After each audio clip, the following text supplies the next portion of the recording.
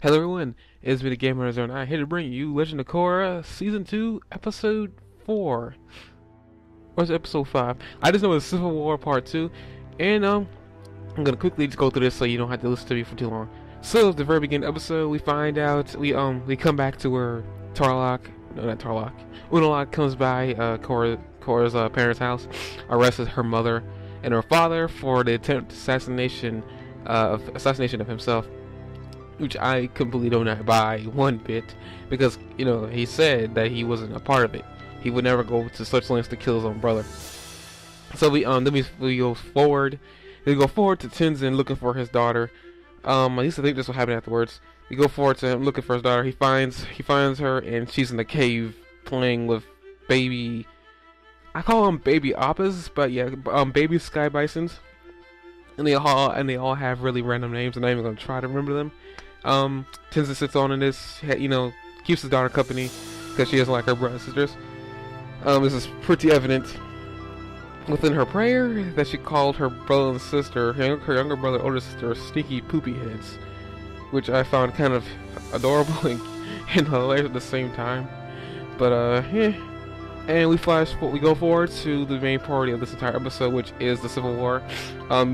We start off at the courthouse where pretty much the judge is going to pretty much hear out what happened. Unalaq says his piece, Korra says hers. The judge comes back. First comes back and lets Korra's mother go, but sends the other 5, including Korra's father, sentences him to death. But Unalaq comes up and actually pleads with the judge to not do that. Pretty much, instead of pleading, they're gonna serve their time out in jail for life, pretty much. We also have a couple of other things beforehand transpire. Pretty much, Bolin was given some money by Varric to persuade the trial.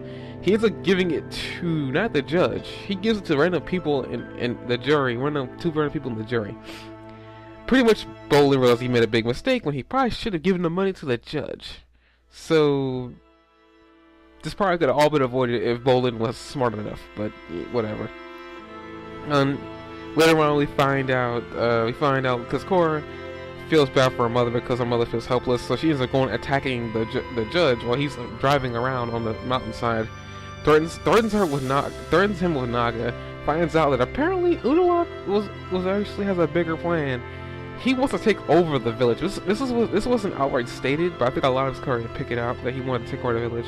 This wasn't outright stated, but Torch tells him that Korra's father being put in jail was all part of a plan. He actually works for Unalaq.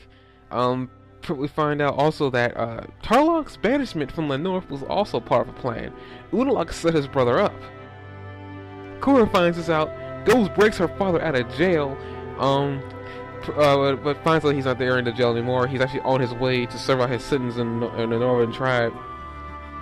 Korra then starts speaking to Unalaq, pretty much lets him know that she's no longer going to be a puppet anymore for him. Pretty much even mocks him with saying that she's the avatar, and she's also the daughter of your older brother. Because we also find out that apparently he was jealous of him all this time, which isn't too surprising, being a younger brother. On Unalaq's case, though, I mean, who wouldn't be jealous of her older brother? But then again, like, why would you go to such lengths to banish him and all this extra stuff? Korra, after rescuing her father, when they're on the seas, pretty much because they had to go after the ship. They broke him out of jail. And everybody else who was a part of the rebellion. Now that Tarlok knows this, he's pretty much stepped up saying that he's going to make his brother pay. He's gonna put his brother back in his place, which I find awesome, because now we can find out what exactly Tarlok can do, because we don't know much about his warrior heritage. All in all, this is a pretty cool episode. They've lived up to expectations. Since it's gonna be 2 more seasons after this, I don't know what's gonna be transpiring. I feel like this is the entirety of the Book of Spirits is going to be transpiring in the water tribe. I don't think it's going to stay too much longer in the water tribe. If they don't stay in the water for too long. I expect this Civil War to end, at least the arc next episode.